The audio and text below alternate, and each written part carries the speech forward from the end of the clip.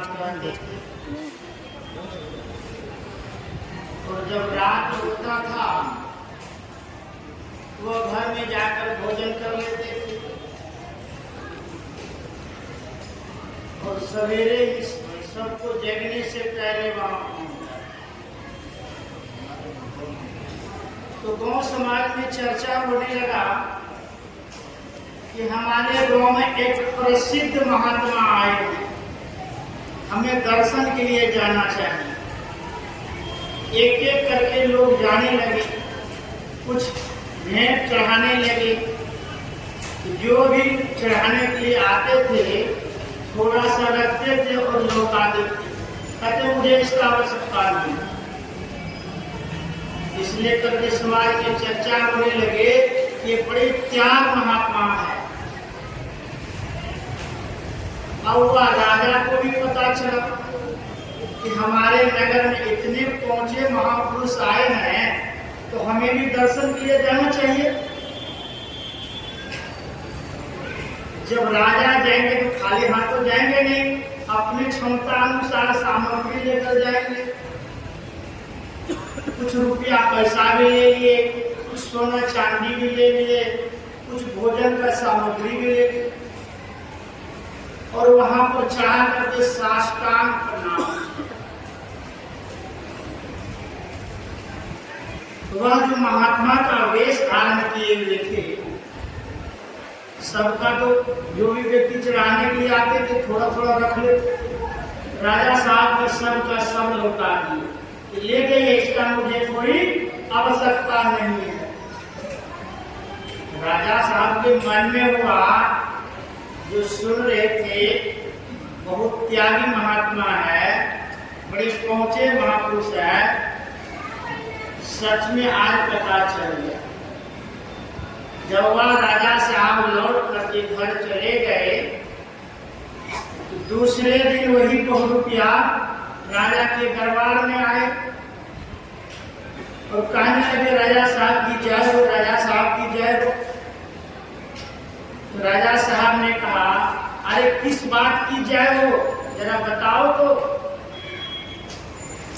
तुमको मैंने कहा कि कुछ ऐसा वेश बना के दिखाओ जिसको मैं नहीं पहचान पाऊं, फिर तुमको अधिक इनाम दूंगा। उन्होंने कहा मैं आज उसी इनाम के लिए आया हूं।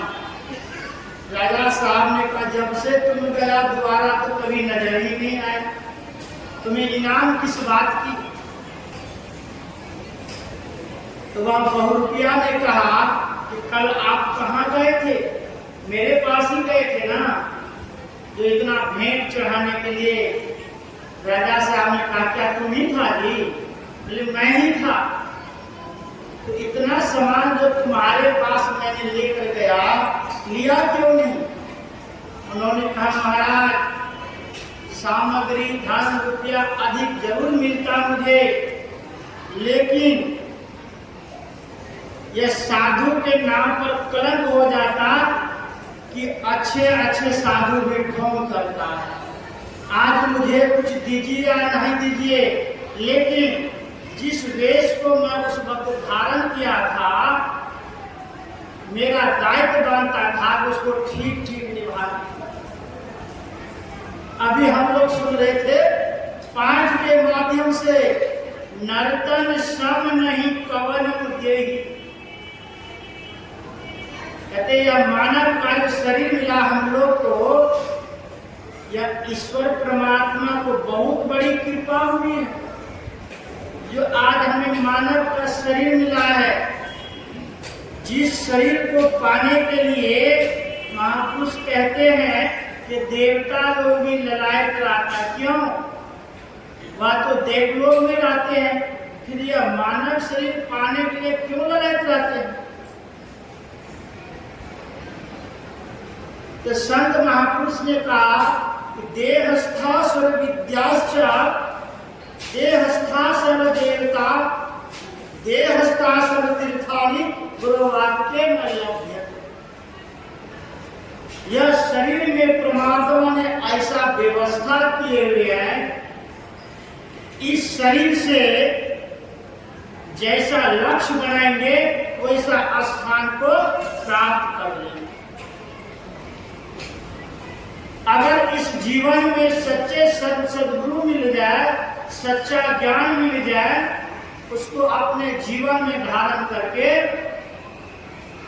उस परमात्मा को भी पालेंगे। इसी शरीर में बड़े बड़े तीर्थ और सभी देवताओं का भी निवास रहता है, इसलिए यह शरीर उत्तम माना गया है। देवता लोग जब तक पुण्य की पूंजी रहता है तभी तक महापुरुष बतलाते हैं कि वह देवलोक में रहते हैं। जिस दिन पुण्य रूपी पूंजी समाप्त हो जाए, यह संसार में आना पड़ेगा।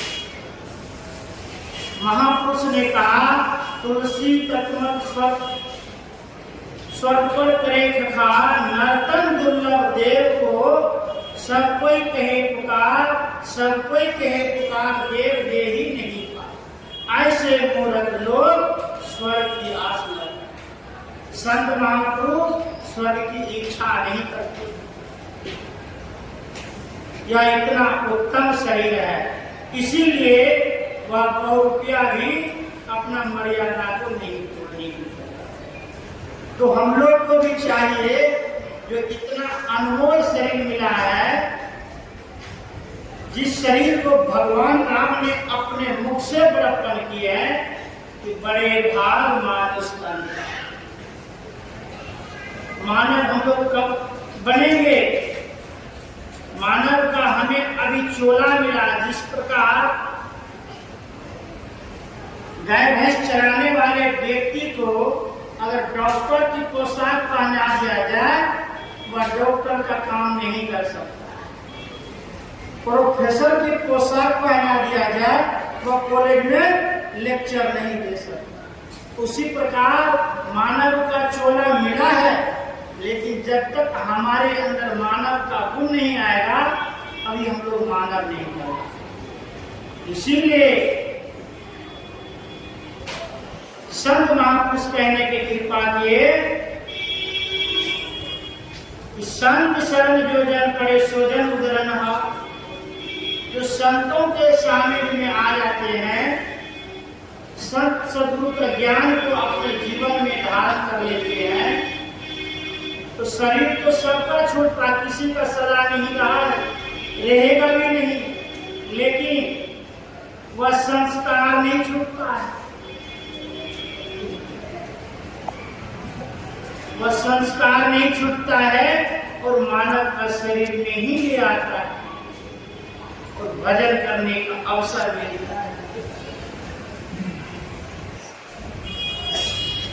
और भजन करके एक ना एक दिन वह परमात्मा को पा लेते हैं, प्राप्त करते हैं। इसीलिए संत महापुरुष नगर नगर में आकर डंका पीट कर कहते हैं, उत्तिष्ठता जागृता प्राप्य वराने बोधता, सुरस्य धारा निष्काद्रत्या दुर्गम तस्कव्यो। वह जगाते हैं जो हम लोग मोह के नींद में सोए हुए रहते हैं। यह जो हम लोग जगे हैं, यह असली दिखना नहीं। संत महापुरुष कहते कैसे जगने होता है? माया मुख जागे सबे सो सुता कर जाग, दरिया जागे ब्रह्म ऋषि सो जागा। जब इस प्रकार हम लोग जगेंगे तभी असली जगना होता है। और जब हम लोग सोए हुए रहते हैं तो पहले जगते हैं, फिर बैठते हैं, तभी चलते हैं। लेकिन संत महापुरुष क्या कहते हैं? उत्तिष्ठता। जो हम लोग मोह के नींद में सोए हैं, तो उस नींद से पहले हम लोग जगे। उत्तिष्ठता जागृता, और जग कर उस प्रभु को, उस मालिक को स्मरण करने की। उत्तिष्ठता जागृता प्राप्य वरानि बोधता, सुरस्य धारा निष्ठा इत्यादि पथस्कव्यो। अरे अविद्याग्रस्त लोगों को अज्ञान निद्रा से जगो, श्रेष्ठ पुरुषों के समीप जाकर ज्ञान प्राप्त करो। जिस प्रकार चूरे की धार तीक्ष्ण और दुस्तर होती है, तत्वज्ञानी लोग उस मार्ग को वैसा ही दुर्गम करना। जो हमारे गुरुदेव बताते हैं, मानस ध्यान, मानस जब दृष्टि योग की क्रिया करने के लिए, वह इतना जो जीवन में नहीं किए कभी, उनको तो इतना कठिन लगता है कि लगता है कि हमसे नहीं हो पाए। लेकिन संत महापुरुष कहते हैं, अगर एक एक कदम चलते जाएंगे, एक दिन ऐसा सरल होगा कि मन लग जाए तो उधर से स्रोत फूटेगा। इसीलिए नानक देव जी महाराज ने कहा कि नानक नन्हा होए जैसे नन्हा तो बड़े बड़े वृक्ष तो गिर गए, दूर खूब का। हम लोग देखते हैं कि जमीन पर दूर घास लगा हुआ रहता है, उस पर सैकड़ों व्यक्ति चलता है, लेकिन वह हरा का हरा ही रहता है। लेकिन जब आंधी तूफान आने पर बड़े बड़े चट्टान कुछ गिर जाते हैं। अगर हम लोग उसी वृक्ष की तरह अहंकारी बने रहेंगे तो जीवन में भक्ति नहीं कर पाएंगे और कब काल का चपेट में आ जाएंगे। इसीलिए गुरुदेव ने कहने की कृपा किए कि सत्संग और ध्यान, अगर सत्संग नित्य करते रहेंगे तो महापुरुष कहते मन में चेत बना रहेगा। सत्संग नित्य और ध्यान नित्य, मन में चेत बना रहेगा और ध्यान करेंगे। जिस प्रकार जंग लगा हुआ लोहा रहता है, अग्नि में तपाते हैं तो सारा जंग जल के समाप्त हो जाता है। उसी प्रकार जो जीवन में सत्संग ध्यान करते हैं, उनका जन्म जन्मांतर का पाप रूपी बोझ जल के समाप्त हो जाता है और सच्चे संतों का संत सतगुरु का दर्शन हो जाता है। आवागमन के चक्र से हम लोग मुक्त हो जाते हैं। इसीलिए गुरुदेव ने कहा कि सत्संग नित्य और ध्यान नित्य रहिए, करत संलग्न हो। बेविचार, चोरी, नशा, हिंसा, इन पंच पाप से अलग रहेंगे और गुरुदेव के बताए हुए वृत्ति को अपने जीवन में उतारेंगे। इहलोक और परलोक उत्तम बनेगा। बोलिए प्रेम से